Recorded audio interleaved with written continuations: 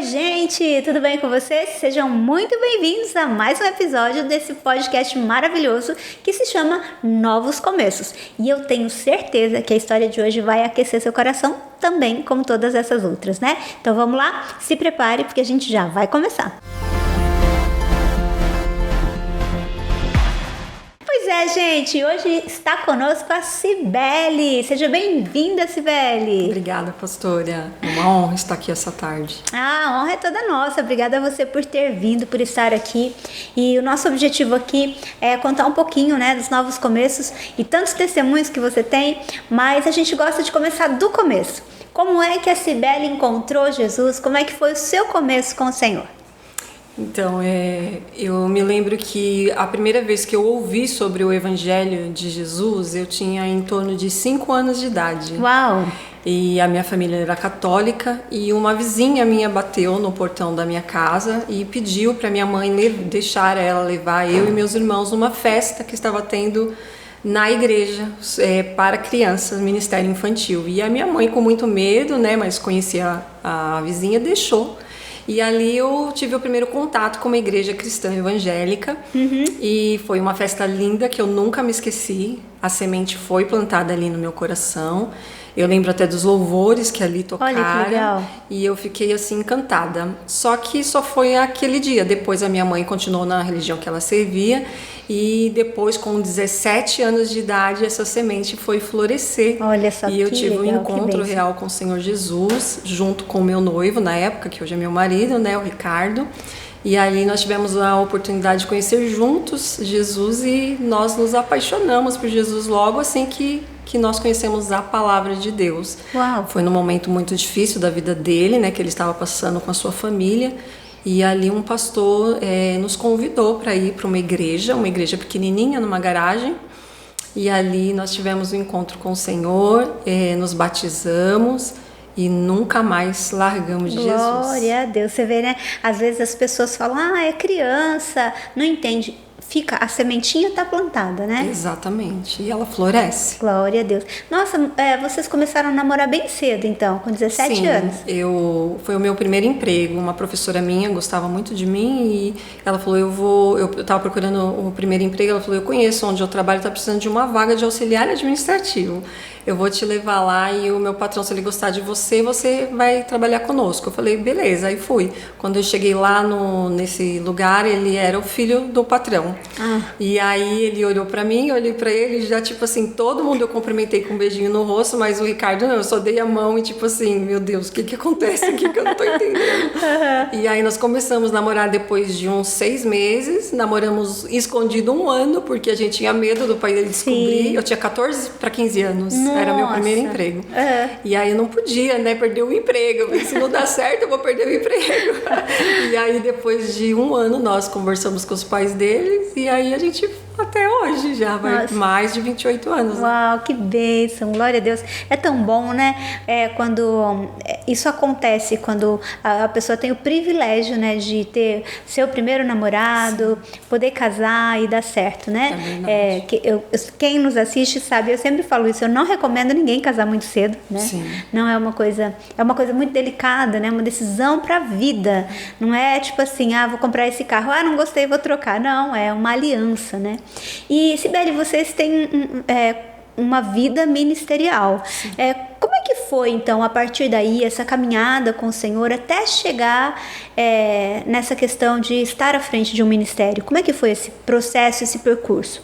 Então, quando conhecemos o Senhor Jesus com 17 para 18 anos, com 18 anos nós ficamos noivos, né? E logo nos aprofundamos em tudo. Entramos de cabeça mesmo no Evangelho, né? Nós saímos da igreja só para dormir. A gente estava de domingo a domingo na igreja. E nós compreendíamos que era realmente algo que a gente queria, era doar toda a nossa vida para a igreja e para o reino de Deus, na obra de Deus. E ali Deus começou realmente a escrever uma história linda, né? Juntos, sempre juntos. Eu e o Ricardo sempre caminhamos juntos. E passamos depois de 3 anos dentro da igreja, nós nos casamos, né? Nós casamos com 21 anos. E ali, depois do nosso casamento, já bem estruturados, a gente com esse pastor que desde o início, que foi aquele que apresentou Jesus pra gente, nos levantou como pastores, nos consagrou, eu e o Ricardo como pastor e mais 2 casais. E vocês tinham quantos anos? A gente tinha em torno de 21, mais ou menos. Foi logo que vocês casaram? Foi logo que nós casamos, Tá. E aí nós começamos a fazer a obra de Deus, né? E vivemos muitas coisas dentro daquela igreja, era uma igreja tradicional, né? Não tão, era mais renovada, não era tradicional, mais renovada. E chamava Batista Renovada Ágape. E ali Deus começou a usar a gente em vários momentos, na parte da palavra, na parte de visitação. Nós fizemos muitas visitas já naquela época em hospitais e tudo mais. E ali a gente se apaixonou pela obra mesmo e continuamos. Até que um dia Deus realmente nos deu um direcionamento, depois de 4 anos que nós estávamos nessa igreja, de iniciar um outro trabalho com outros pastores. E ali Deus abençoou e nós, junto com 4 casais de pastores, iniciamos junto, né, o nosso próprio ministério, também batista. E ali nós ficamos há 16 anos, mais ou menos, no mesmo ministério. E fazíamos de tudo, né? Era Sim. desde daquele que abre a porta da igreja, né, até o momento que fecha e tudo, toda a parte de...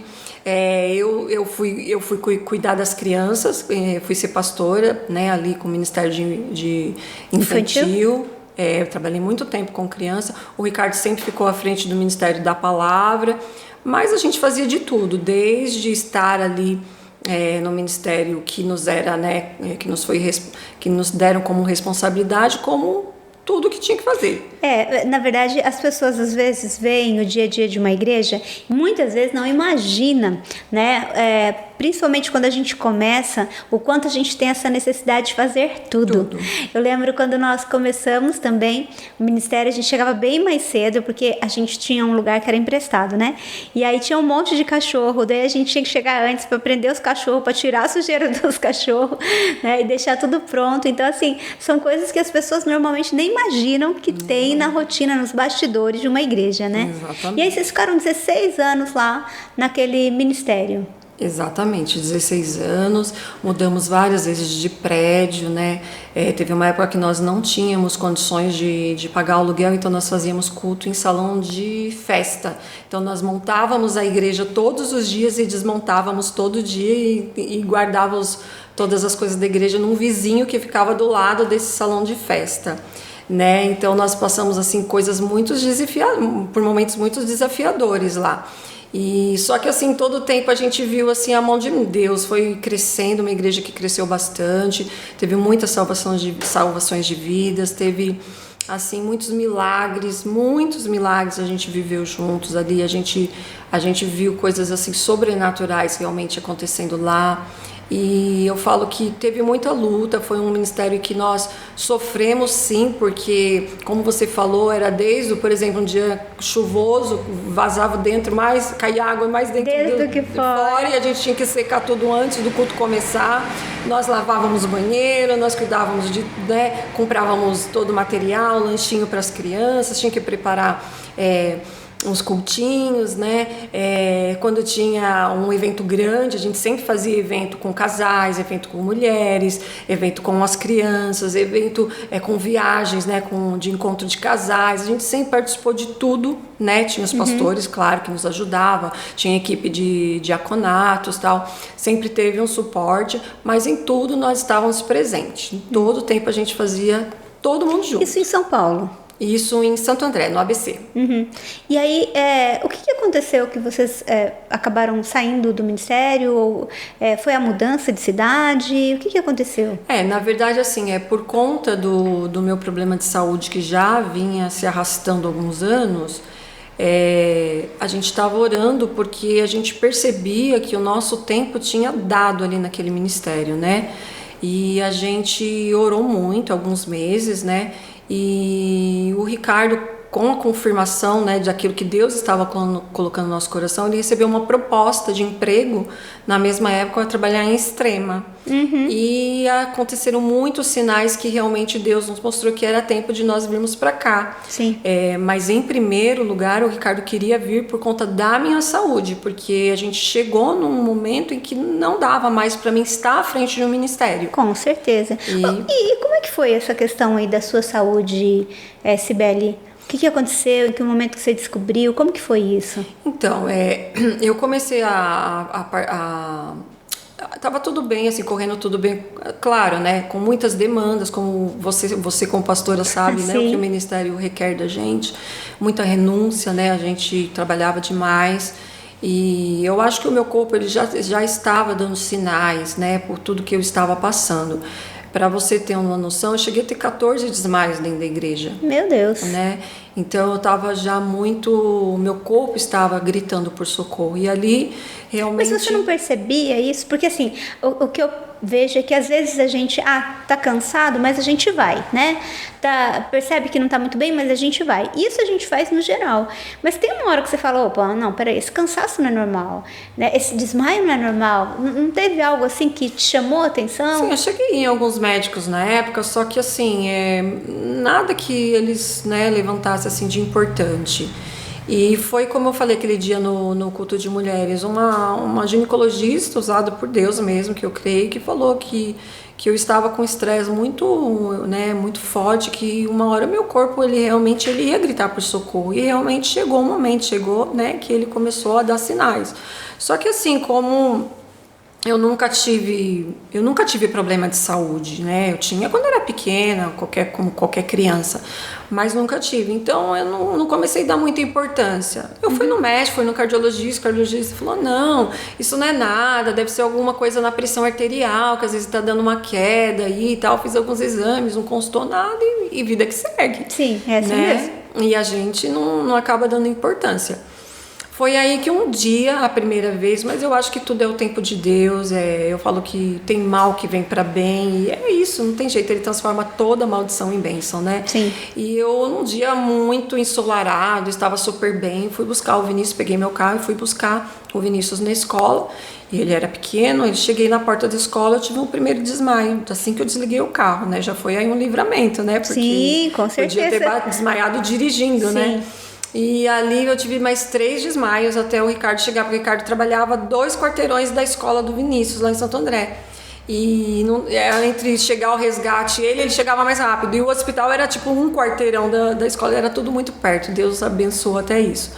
E chegando lá, eu tive, né, até eu consegui chegar, mas tive ao todo 3 desmaios. Chegando, eu cheguei com batimentos cardíacos de 240 batimentos cardíacos e eu fiquei por minuto isso. E eu fiquei 1 hora com esses batimentos cardíacos. Nossa. E o médico com medo de me dar uma injeção que eles dão que para o coração e faz ele funcionar de novo para ele voltar ao normal. Sim. E ele falou: olha, mas eu tô com medo dela estar infartando ou tendo algo mais sério e ela pode ter que a gente venha ter que colocar aquele choque que faz a pessoa voltar, né? Aí o Ricardo falou: mas é só o que tem para fazer essa medicação? Não tem, o coração dela não volta ao normal com nenhuma outra medicação. E aí foi que ele me deu, é horrível, você sente por alguns segundos você morrer, parece que você não tem ar e você volta. E aí dali eu comecei a passar por médicos mais capacitados e eles começaram a investigar várias coisas, porque uma arritmia cardíaca, muitas vezes na mulher, ela vem por problema na tireoide. E eles falaram que pode ser que tenha a ver. Só que nos exames constaram que não foi, era uma arritmia que eu tinha mesmo, que era um problema, né, que eu tinha no ventrículo esquerdo, e que também se descobriu, aí foi onde que se descobriu os nódulos na tireoide. Então, por conta desse episódio, graças a Deus eu descobri os nódulos. Porque eles eram malignos, mas quando eu descobri, ninguém sabia o que era. Gente, que coisa, né? Então, assim, graças a Deus que por esse episódio, que foi onde me levou a uma cirurgia cardíaca, porque por conta da minha idade, que eu era muito nova, se eu tomasse aquele remédio a longo prazo, ele daria mais problemas na parte cardiológica. Então, ele falou: então vamos fazer uma cirurgia que é simples, que faz pela artéria aqui da perna e sobe até o coração, para que haja o conserto, para que você seja curada. E eu fui 100% curada nessa cirurgia do coração, não tenho mais nada no coração. Que bênção. E ali começou a caminhada sobre a tireoide. Mas foi o caminho, né, para descobrir isso, porque se isso não acontece, talvez, como você era uma pessoa que tinha uma boa saúde e passava pelos médicos e era só estresse, cansaço, você corria o risco de, ao descobrir esses nódulos, já não ter mais o que fazer, né? E veja bem, realmente, a minha idade, ninguém pede exame de tireoide quando aconteceu, quando eu tinha 30 e poucos anos, não pede, né? É muito difícil pedir, e a não ser que a pessoa tenha alguns outros sintomas, né? Que no meu caso era só os desmaios. Então aí foi onde começou com 3 nódulos. Eu fiquei 1 ano acompanhando ainda. De 3 foi para 4, depois foi para 5. Acho que quando eu fui operar eu já estava com 6 nódulos. Nossa. E era pulsão, né? Eles falam que é por agulha fina, mas é tudo mentira, isso não é. Dói demais, porque os nódulos meus, para sorte minha, eu falo que para pastor nada é fácil, tudo é mais difícil. Se para alguém comum é tudo simples, mas para pastor parece que o negócio é mais difícil. E aí foi que os nódulos estavam atrás desse nervo que liga o ouvido, e um dos primeiros exames foi feito, a agulha teve que ser mais grossa e maior para achar ele, para fazer a biópsia, porque eles faziam a biópsia.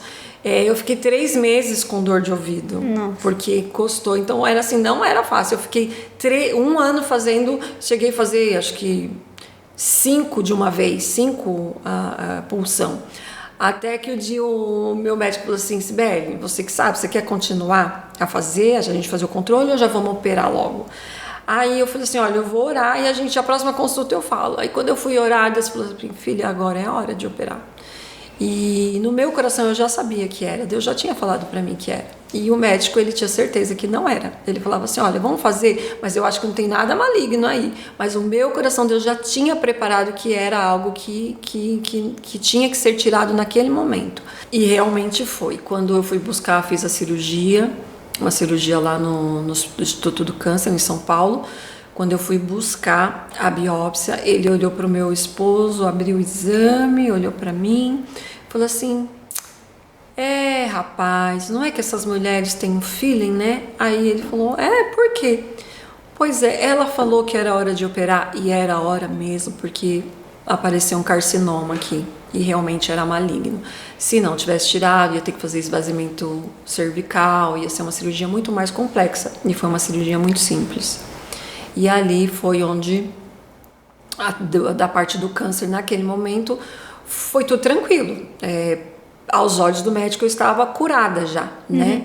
Só que dali começaram outras coisas, começaram a aparecer tumores em outras partes do corpo, aí eu descobri a endometriose também, que eu sou portadora ainda, né, até hoje da endometriose, é uma doença que aos olhos, né, do médico não tem cura. E que causa muitas dores, né? É uma dor terrível. Muitas dores, e ali eu fui acometida por algum tempo aí muito difícil de que me levaram mais 4 cirurgias. Foram 4 cirurgias abdominais, sendo que a última teve que mexer no intestino. E assim, por conta da endometriose. Então, no final, depois que foram feitas as biópsias, se encontra como endometriose. Só que todos os exames antes de abrir, para você ver que eu tive que fazer cirurgia no AC Camargo, uma das cirurgias, porque os médicos falaram que era uma metástase ou era câncer. Então, assim, eu cheguei em 3 médicos que não queriam pegar o meu caso porque eles tinham certeza que era câncer. Então, só mexe com equipe de oncologia, né? Você não vai ir com uma equipe multidisciplinar, não é qualquer médico que pode operar. Então, o caminho foi muito longo, porque muitas vezes o diagnóstico já era fechado. Olha, era câncer, câncer, né? E não apenas câncer, né? Há uma metástase. Que daí é algo que assombra, né? Muito. Porque você veja bem, assim, eu vim para Bragança Paulista em 2020, acho que foi que nós viemos para cá, ou 2019. A pandemia entrou em 2021, né? 2020, mais ou menos. Foi 2020. 2020, né? Então, eu vim com diagnóstico já, com uma oncologista, com 3 tumores malignos no fígado. Eu já vim com isso. Eu tenho exames com até o nome do tumor. Então, quando eu vim para cá, assim era a minha caminhada. O que tinha que ser feito de exames, tudo aparecia que era câncer, que era tumores malignos. Depois, a parte pélvica, se descobriu que a maioria dos acometimentos realmente eram da endometriose. Mas, por exemplo, o fígado, não. O fígado realmente... Então, assim, eu não sei por que o meu corpo, ele aparecia esses tumores, né? E quando eu cheguei aqui em Bragança, por isso que nós saímos lá do ministério, porque eu estava com um diagnóstico de tumor maligno, 3 tumor maligno no fígado, e eu já não tinha mais estrutura. Com certeza. A gente está falando de 6 cirurgias, sendo que 2 cirurgias eu fiz num ano só. Nossa. A última cirurgia do intestino, eu fiquei em torno de 5 dias sem colocar até um copo de água na boca, né? Depois você tem que fazer aquela dieta líquida, depois vai para pastosa, para depois, né? Então eu demorei em torno de 30 dias para poder voltar a comer. Então eu emagreci muito, cheguei a pesar 55 quilos na época, fora a anemia muito forte que eu tive. Então, assim, foi um caminho muito complicado na área da saúde, em matéria do que eu passei. Mas, assim, olhando hoje tudo, eu falo assim que, meu Deus, foi tudo muito perfeito, porque... primeiro que Deus preparou os melhores médicos. Sim. Segundo que Deus me deu uma família maravilhosa. Para você ter noção, o Ricardo me dava banho. O Ricardo tem uma foto que todas as nossas cirurgias que ele foi comigo, ele tirava foto com a aliança minha dele segurando a minha mão, porque eu não podia entrar com a aliança, né, para o centro cirúrgico. Então, assim, imagine um homem parceiro em todos os momentos. Então eu tive todo o suporte familiar, a minha irmã, a minha sogra. Minha sogra é minha intercessora, minha mãe é minha intercessora a vida toda, a minha irmã. Então, assim, eu vivi um tempo muito difícil. Quando tudo iniciou lá atrás, a primeira vez que eu descobri do câncer, eu tive um baque, assim, eu fiquei assim, Senhor, eu estou te servindo. É isso que eu ia te perguntar agora. É exatamente aí que eu queria chegar. Poxa, tá bom. A gente, dentro de uma normalidade, todas essas coisas são assustadoras, né? Sim. Mas existe meio que um conceito, né? Que, na verdade, não é bíblico. Sim. Mas é claro que existe essa coisa humana. Nós somos seres humanos. Então, assim, às vezes, quando alguma coisa grave acontece, vem exatamente isso. Poxa, mas... Senhor, né? O que está acontecendo? E como é que foi isso? Como é que foi lidar com tantas notícias, né, seguidas e notícias ruins, né, humanamente falando, notícias de uma situação que você não tem controle e você olhar e falar, poxa, mas eu estou te servindo, eu estou servindo o Senhor, estou fazendo a vontade de Deus. Como é que foi tudo isso? Então, pastora, eu até me lembrando agora, foi mais ou menos como o Jó, sabe? Que recebeu tantas notícias ao mesmo tempo. Porque, assim, quando eu recebi o resultado do diagnóstico do câncer, ali eu comecei a descobrir muitas outras enfermidades. Por exemplo, você tem vitiligo. Eu descobri que eu tinha vitiligo. E o vitiligo, ele aumenta, né? Vai deixando a pele toda clara. Então, já me encaminharam para o psiquiatra, porque falaram que eu ia entrar em depressão por conta por causa da estética, que mexe muito com a estética da mulher, tudo. Aí, no mesmo tempo, eu descobri a oftalmologia de Graves, que é um problema que dá no globo ocular devido à tireoide. E que o meu olho, ele ia abrir até que eu ia ter que fazer uma cirurgia, porque o olho, ele sai para fora. Então, eu fui descobrindo muitas coisas terríveis mesmo. E, tipo assim, não foi um dia, passou um ano, não, foi uma atrás da outra, entendeu? Então, aí, eu peguei um dia e eu falei assim, Senhor, o que tá acontecendo? Aí, não tô entendendo. Eu sei que o Senhor dá as maiores batalhas pros melhores soldados. Mas peraí. Tá me confundindo com o Rambo, com o Hulk, né? Peraí. Tá me confundindo com alguém. Não dá. Aí, né? E aí, naquele dia, foi onde eu tive aquele sonho. Lembra que eu contei lá? Que Conta aí, professor. Eu sonhei que lá no início, isso quando antes até do diagnóstico do câncer, eu sonhei que eu estava dentro de uma ala hospitalar e que eu dava aula para as crianças, eu ensinava as crianças, né? E eu até, quando eu acordei emocionada e contei para uma pastora. Eu falei assim, olha, eu sonhei que eu vi um monte de criança com cabeça carequinha e eu ali ensinava as crianças. E eu me emocionei muito mesmo. E aí foi onde nasceu o desejo no meu coração de fazer a pedagogia, né? Para depois fazer, eu fiz o meu TCC em pedagogia hospitalar.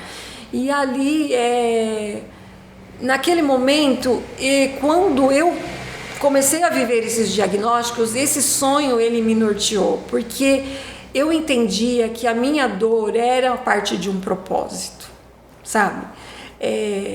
A dor, quando ela tem esse propósito, ela se torna pequena. Você passa por tudo e você fala, se tivesse que passar, eu passaria de novo, porque você viu que realmente era plano do Senhor. Eu não estou dizendo que Deus me deu essas enfermidades, claro, porque Deus não castigue, nem prova ninguém com enfermidade. Sim. Isso é bem importante a gente falar, porque existe uma linha, né, que diz assim, não, é Deus pesando a mão. Mas se a gente for olhar biblicamente, a gente vai entender que Jesus, ele disse, o homem sendo mau sabe dar boas coisas aos seus filhos, quanto mais o nosso Pai que está no céu. E outra coisa, quando Jesus estava na terra, ele tirava doenças.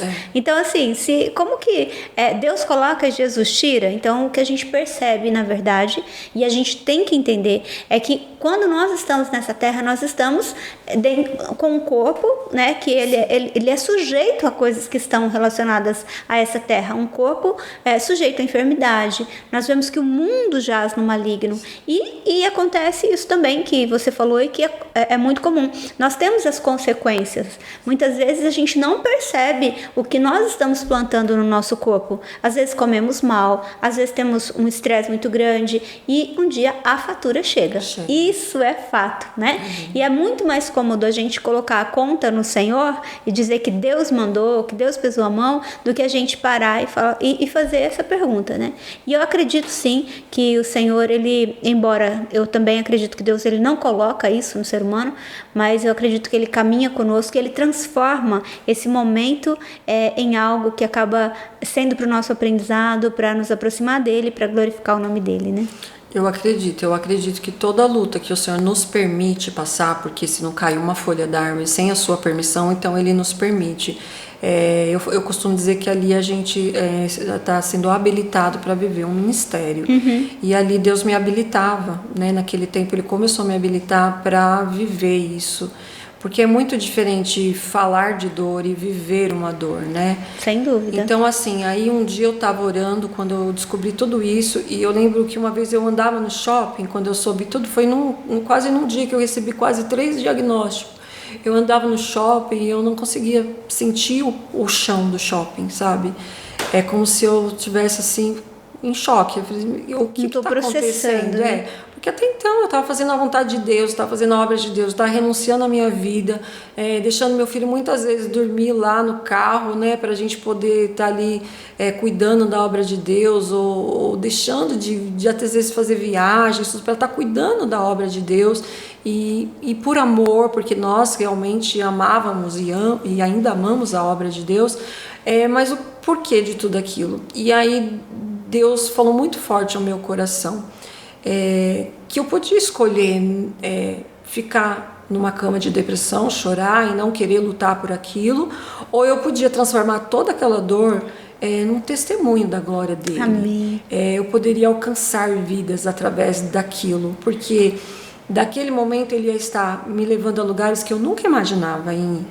E foi então que eu falei, Senhor, então eu quero viver para a sua glória. Amém. E todas as vezes que eu entrei no centro cirúrgico, pastora, todas as vezes que eu fui fazer uma pulsão, todas as vezes que eu tomei morfina, foram anos tomando morfina, foram anos tomando tramal, que nem água. Eu falo que se me acender, naquela época, se me acendesse, eu brilhava igual um vagalume, porque o que eu tomava de contraste.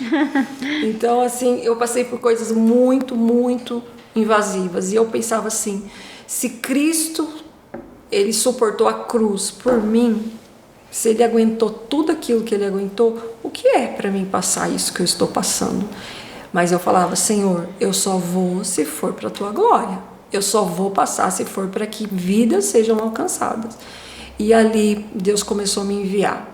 começou a me colocar através também do curso e por amizades, conexões que Deus foi trazendo, e eu fui fazendo muitos trabalhos sociais, pela igreja, fora da igreja, em hospitais, em algumas ONGs, e Deus ali começou. E Deus me deu uma estratégia também. Ele falou assim para mim: todas as vezes que você tiver que fazer um exame ou tiver que passar por uma consulta, se sua consulta for meio-dia, você vai chegar às 11 horas, e nesse tempo você vai ali falar do meu amor. Amém. E ali eu ficava, todos os dias eu me preparava, e eu tinha médico quase todos os dias, e eu ficava ali falando do amor do Senhor e alcançando. E ali eu vivi a cena, como naquele sonho, de tantas crianças carequinhas. Eu tenho um álbum que eu ganhei de uma amiga dessas crianças, algumas que Deus curou, outras que... Curou de um jeito e outras curou de outro jeito. Que a gente fazia festa de aniversário, levava presentes, no outro dia o Senhor recolhia. Mas ali foi um tempo em que o amor foi a minha arma de guerra. Ali eu pude entrar e eu percebi quanto o meu problema era pequeno. Perto de uma criança com uma criança de 6, 5 anos, uma fila de transplante, ou numa leucemia, ou tantas mães ali internadas, né, junto com as crianças, onde as crianças são tiradas do meio da sociedade, da sua família, da área escolar, e colocada para esperar um tratamento que talvez nem chegue, né?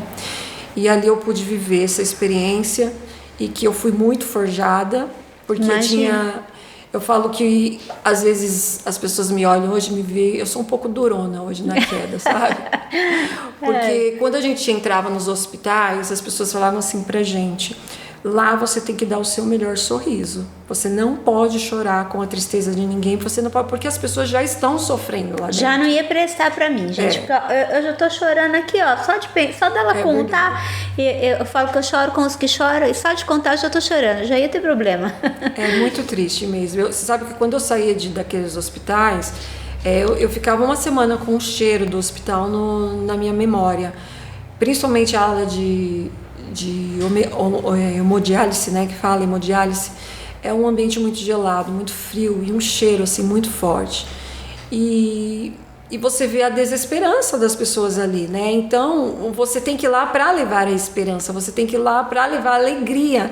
Então a gente entrava com aquele escudo, entrou, é sorriso, é brincadeira, e bate palma, e canta, e ora, e dá, né? E o melhor de nós. E quando saía de lá, nossa, eu chorava, e falava: Senhor.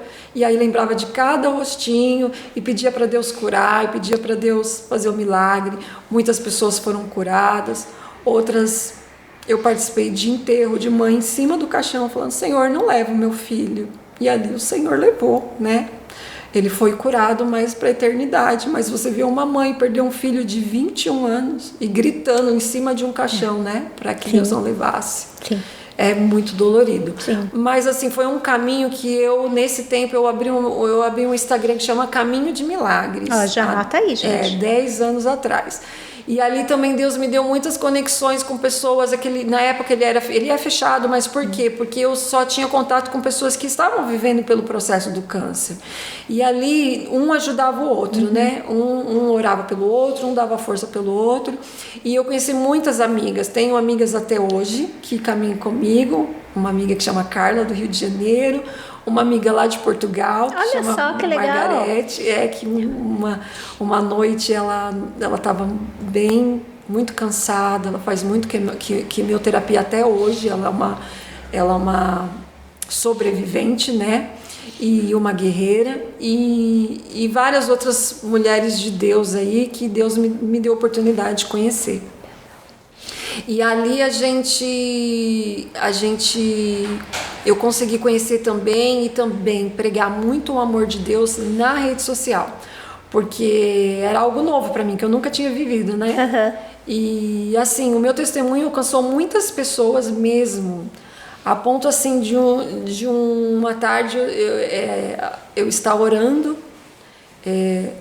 lavando louça em casa e orando, e Deus me fez ligar para para uma pessoa que ia na igreja há pouco tempo, acho que tinha 3 semanas que ela ia na igreja, há pouco tempo. E ali Deus colocou um desejo enorme de eu mandar naquele momento um áudio e fazer uma oração para ela. E passou um tempo, ela me respondeu, uma meia hora depois. E ela falou assim: Sibeli, olha, eu queria agradecer por esse áudio que você mandou para mim agora, porque meu marido tinha saído, o meu filho também não está em casa, e eu, por conta da minha depressão, pelos problemas que eu estou passando, eu já tinha fechado toda a minha casa, já tinha ligado ali o botijão de gás e eu estava indo tirar a minha vida quando aquele áudio chegou naquele momento. Uau. E eu falei, eu não vou mais. E ela foi para a igreja, aceitou o Senhor Jesus de novo, se converteu e nunca mais ela Glória a Deus. tentou Você vê suicídio. a importância de nós sermos sensíveis à voz do Espírito Santo, Sim. né? Porque às vezes a gente acha, mas que diferença vai fazer? Nós não sabemos o que o Senhor vai fazer com aquilo que a gente está entregando, né? Sim. E é isso, eu acho assim, quando alguém olha hoje para minha vida, você sabe que eu ouvi uma frase há pouco tempo de alguém aqui da igreja, mas eu já tinha ouvido essa frase de outra pessoa. E me emociona porque realmente a minha oração sempre foi: Senhor, que eu diminua, que o Senhor cresça, que todo o meu sofrimento não seja para dizer assim, ó, ela consegue, ela venceu porque ela foi forte, porque não é verdade. Não é verdade. Uma coisa que eu aprendi nesse caminho de milagre é que nada foi mérito meu. Eu não consegui vencer pela força humana, mas eu consegui vencer por aquilo que o Senhor colocou em mim. É uma frase que uma amiga minha também lá do Caminhos diz assim: o Senhor coloca a força dele em nós e depois nos chamam de forte, né? E é isso, não é por nós. Então, 2 frases que eu ouvi, uma de uma pessoa aqui e uma lá, uma vez de Santo André, foi assim: Sibeli, você prega até de boca fechada. Amém. Então, assim, que bom. Isso valeu, né? É a história. Na verdade, antes de Deus nos dar uma pregação, Ele nos transforma em uma pregação, nos faz, né? Ela a mensagem, né? Exato. E ali eu comecei a compreender, né? Hoje eu uso uma frase que há muito tempo anda comigo, que é um dia de cada vez e um milagre todo dia, porque teve dia que eu não tinha força de me levantar da cama, com muitos pontos, né, na parte abdominal. Essa última cirurgia que eu fiz, por 2 centímetros eu não tive que ficar com uma bolsa de colostomia, né? Foi uma cirurgia muito, muito séria mesmo, tirei um pedaço do intestino. E ali foram dias muito, muito escuros mesmo. E eu vejo assim que todos os dias, quando eu levanto até hoje, eu falo: Senhor, eu acho que eu não consigo dar conta hoje. Aí Deus me faz lembrar, é um dia de cada vez e um milagre todo dia. Hoje você vai viver o seu Amém. milagre. Glória a Deus. E eu tenho vivido. Quando eu vim para cá, pastora, com esse diagnóstico, entrou a pandemia, como eu falei. Aí que eu fui buscar o Senhor. Eu falei, não achava médico, não tinha mais. Não conseguia, lembra que só ia para o hospital quem estava morrendo de Covid. Sim. Aí foi onde o Senhor falou assim para mim: esse tempo você vai orar mais e eu vou te curar. E aí foi onde eu orei mais de 6 meses, quando depois de 6 meses eu consegui uma oncologista aqui em Bragança, uma médica muito boa aí na USP, e ela falou assim: não, nós vamos revirar você de ponta cabeça. E aí foi que ela fez, encontrou uma pequena recidiva em 2021 no meu pescoço, onde eu fiz a base de radiação, tratamento, mas foi tranquilo também. Estou em remissão agora até 2026, mas estou curada. Só que você sabe que quando você tem uma recidiva ou um câncer, é 5 anos para alta médica, né? Então até 2026, mas eu estou curada do câncer, não tenho mais nada. E os tumores que eram malignos, que já tinham até, não está tudo em laudo lá, são todos benignos agora, são todos benignos, não cresceram mais, não deram alteração nenhuma, já tem desde 2021 até agora, e tá tudo ok. Hoje eu sigo em tratamento por doenças que ficaram né, por sequelas, na verdade, de cirurgias, mas eu estou curada. Glória a Deus. Para a glória do Senhor, curada. Glória a Deus. E hoje vocês estão aí no Carisma, né? Carisma, um seminário teológico. Então, eu imagino como isso tem um significado novo para vocês, afinal de contas, depois de tantos anos, né, ministrando, depois passando por tudo isso e agora tendo a oportunidade de aprender um pouco mais também. Como é que tem sido esse tempo para vocês? Fala um pouquinho do carisma aí, né, até para o pessoal que não conhece também. Como tem sido isso? Então, o carisma ele foi um presente pra gente, né? Porque lá em Santo André eu tinha vontade de fazer curso de teologia. Eu até iniciei alguns, mas muito básico, não tinha muito que nos oferecer. Mas o carisma, ele foi uma resposta de oração, porque quando eu orava por esse curso, o pastor Fábio ainda não tinha aqui o carisma, né? Aqui na Lagoinha de Bragança Paulista, não tinha vindo para cá ainda. E ele estava tentando, né, aquela de ver os alunos que ia conseguir, tudo para estar montando. E aí deu certo, aconteceu. Amém. A turma foi preenchida e o carisma veio para a Lagoinha de Bragança Paulista. E aí eu falei pro Ricardo, olha, eu não sei você, mas eu vou fazer um curso, né? Ele falou assim, não, se você vai, eu vou também, né? Porque a gente sempre caminhou junto em tudo, eu e o Ricardo, em matéria de tudo, do reino de Deus. A gente tem a mesma paixão por Jesus e eu amo aquilo que Deus une, né? Deus, ele une pessoas com o mesmo propósito, com o mesmo amor e, lógico, ele tem mais o dom da palavra, né? Do conhecimento da palavra.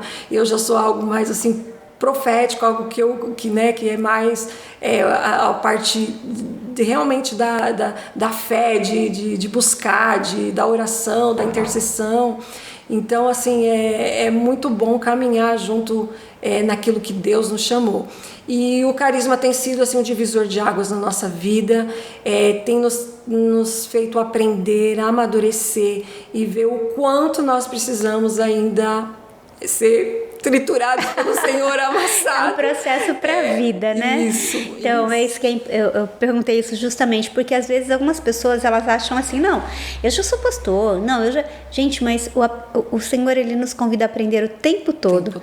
Não existe uma posição, não vai haver um cargo que a gente tem, que a gente chegou num nível, né, que a gente não precisa mais aprender.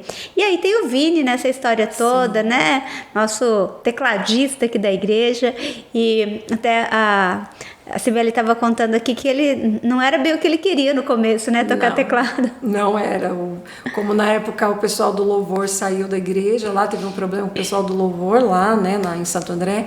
E aí o Ricardo falou assim, filho, você tem que nos ajudar agora é você ou você, só sobrou você, né? Ele falou assim, mas eu não sei tocar. Ele falou, não, eu vou comprar um teclado e você vai aprender. E aí ele falou, tá bom, vou tentar. E ali descobriu, né? Que na verdade tinha um talento ali, grande, né? Olha só, então você aí, né, que tá assistindo, tem esperança, viu?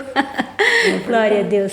Cibele, que alegria poder compartilhar aquilo que Deus tem feito na sua vida, né? Não apenas no sentido de todas as lutas, mas entender que o Senhor é conosco todos os dias. Independe dos dias, o Senhor está ali, está cuidando, e é isso que a gente vê quando a gente olha para a sua vida, para a sua casa, né, para a vida do Ricardo, para a vida do Vinícius e toda a sua família. Então, eu quero agradecer ao Senhor, né, por estar te dando graça para vivenciar esse momento e pelo privilégio que nós temos de estar juntos hoje, contando isso, porque provavelmente você que está nos assistindo conhece alguém que está passando por algo parecido.